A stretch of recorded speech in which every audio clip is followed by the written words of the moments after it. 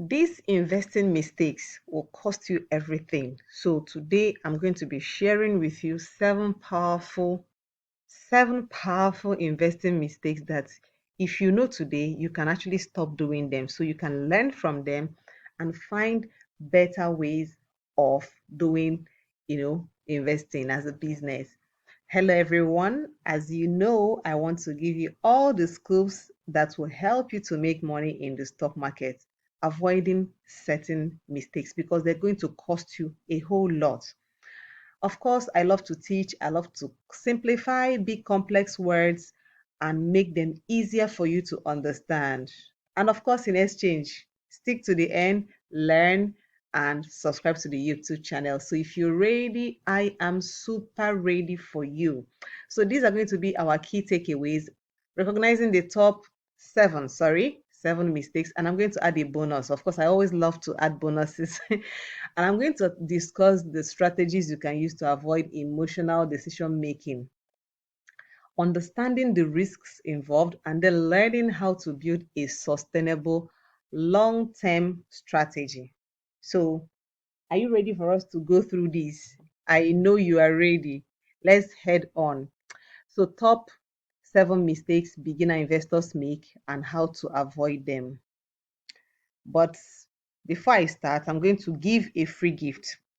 Key investment terms that beginners should know. If you know that you need this book, just drop it in the comment section and type money book, and I'm going to send you a link for you to download it. So there are keywords that you should begin now to understand what they mean. It's a free copy and I'm giving it to you from my heart. So drop it in the comments and write money book and I will get it across to you.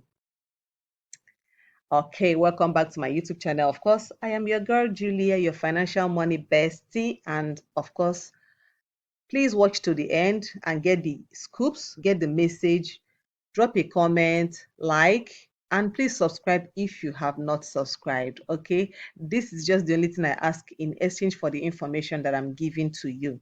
So let's get started. So, have you ever been in this situation where everybody you keep seeing people say, oh, investing is making people money, but to you, nothing. You're not seeing anything. You're like this lady who is just in this situation and just doesn't know what to do. So investing can really be scary for beginners. And of course, you should know that when you don't do things the right way, you will always get into trouble. The first mistake I see a lot of beginner investors make is skipping essential investment research.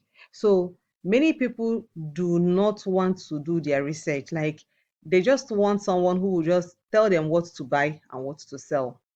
And for some people, they don't even know the reason why they are buying some stocks and why they are selling some stocks. So it's important for you as a beginner to do your own research. Because when you don't do your own research, you don't understand market trends. When the news are flying up and down, you don't know how to sift through the ones. You don't even know your financial basics. That is why I keep telling people before you invest money, get the knowledge first because it will help you. It's important for you to learn about a company, know what products that they have, understand their financial health, their growth chances, and what is it that they have that is better than what other people do not have.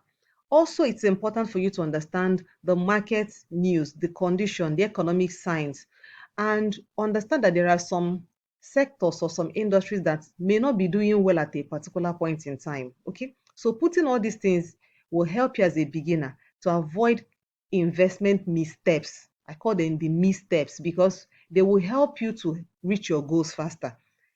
You just can't buy stocks you don't really know about. You don't know when you should sell it. You don't know when you should, if you should hold it for long. So when you don't know what is really going on, you may be holding on to a stock that is losing value every day, and that's because you skipped a very important step, which is the essential research you're supposed to do. So let's get into the second mistake. The second mistake is making emotional investment decisions. Of course, as a beginner, I see many people go into the FOMO thing. They come in, they're like, there's this particular stock I saw online. Someone posted it. Should I buy? Should I? What should I do? I really want to buy it. I don't want to miss out. So FOMO will make you, miss out. You feel like you're missing out, but you're really missing something huge. You're missing the fact that you may be jumping in when they are jumping out. I've said it so many times. So do not hurt your long-term goals by thinking that, oh, this one is the big break. And this comes out of fear and greed. There are two things that usually lead to this. So when you're afraid, it leads you to making a quick bad decisions.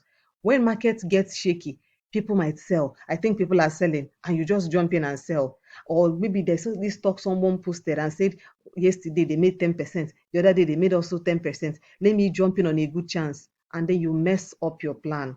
So to beat this, I told you I'm going to be giving you some ideas. You have to have a solid risk plan. You must have a plan so that that fear of missing out, you can crush it by taking good decisions. Okay. And when you understand this, it works with psychology, because when you're emotional, you become your own error. Let's get into number three: poor portfolio diversification. Some people, I look into their stock and they just have one stock that they have put in all their money. It's called putting all your eggs in one basket. What happens if that basket goes, maybe something happens?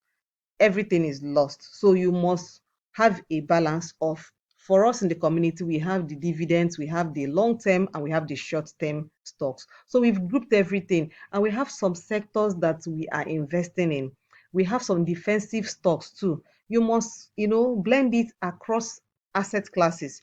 You By putting your money in, not just in stocks, but you can also do over, stocks versus real estate investment, or real estate itself, or mutual funds. In that way, you're diversifying, and with the rule of diversification, you may not really be worried when a particular sector is not giving you the returns you actually planned for. So that is the advantage you have. So let's get into the fourth one. Trying to time the market. Omo Baba, you just putting started investing, you have put in $100, and you begin to time the market. You don't even understand a lot of things, but you're not trying to say, I want to buy it at the right time and sell at the right time. There's no such thing like perfect moments. Sometimes it can work for you in becoming lucky. There are some stocks we bought, and the stocks at that point started going up. They never moved down again. Then there are sometimes you buy, they go lower because the cheap can get cheaper. The stock you're buying $10 can go to $9, can go to $8. So when you understand that all these things are important, you begin to prepare and not predict market fluctuations and capitalize on them, because anything can happen. The most important thing I teach people is, when you buy low, you sell high. You can achieve this when you do what we call dollar cost averaging. When you are buying a stock, these stocks are bought at different prices. Especially when it is a long-term plan, you will see that over the years, the stock you started buying when it was 42, and you had some money, you got some at 30, then you got some at 20. By the time you go through the average, you see you are now around $20. So when the stock goes from $20 to $50 to $60, you are in good profit. So that is why it's important that you adopt a buy and hold approach for your long-term investment. For your short term, understand that this, you have done your analysis well.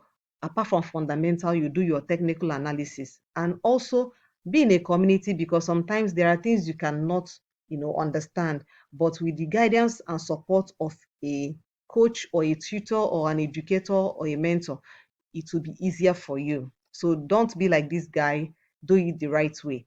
The fifth one, which is something that many people do, in fact, when I see people saying, oh, I can do this by myself, this particular mistake is costing people a lot. Some people are not making money in the stock market because of this. They do not understand that when you're buying a stock, or when you're selling, you're being taxed.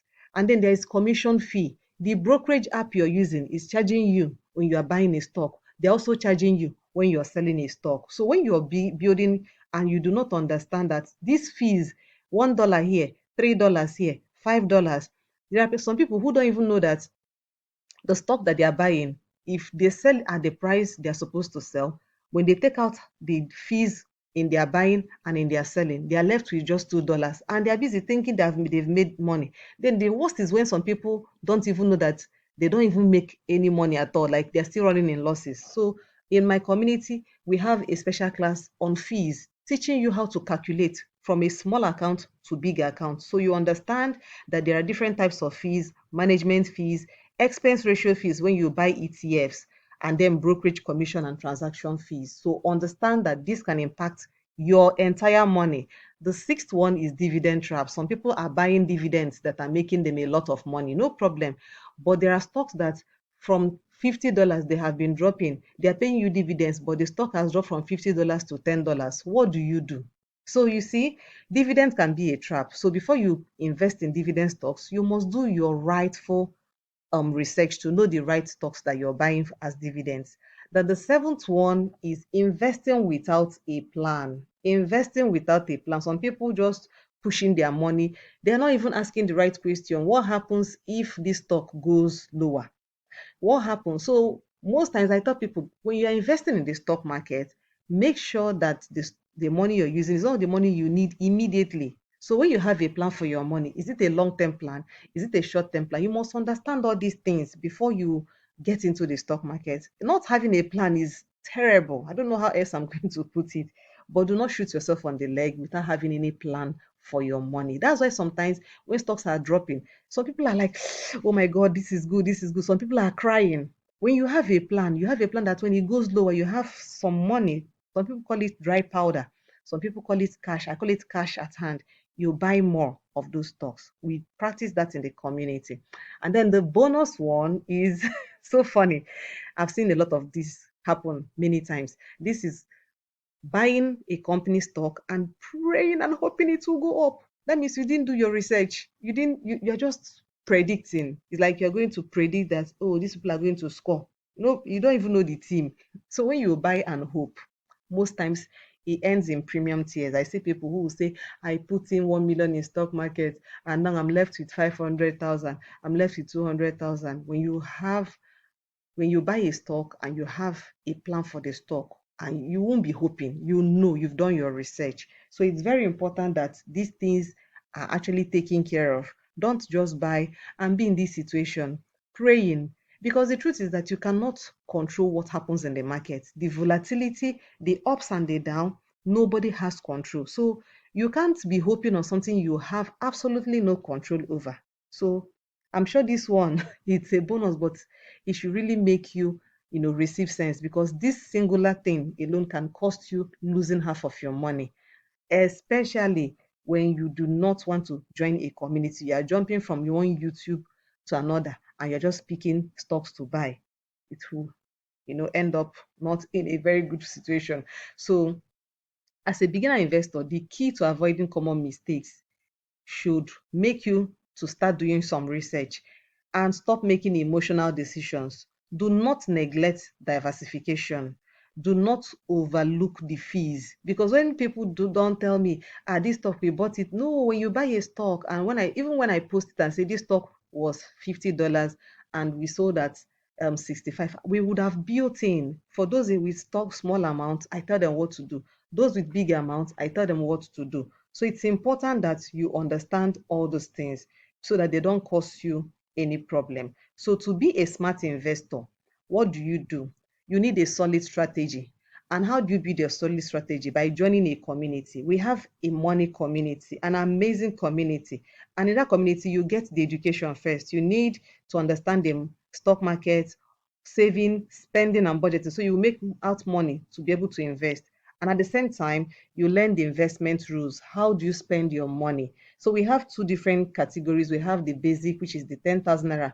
You have access to video lessons, and then I give you a list. But in the VIP, here I show you all my buys and my sell stocks. I analyze and review your stock account every 3 months for the next 12 months. So you see, you are getting something extra, and it's such a beautiful place to be in. Did you enjoy this lesson? Did you enjoy today's class? I really enjoyed it. I do hope you found it helpful so that you do not make any of these mistakes, especially if you're just getting into the stock market. Don't say, oh, most people may not explain this thing to you. So that's why I'm taking my time to explain, so that when you're in the community, you will get it right.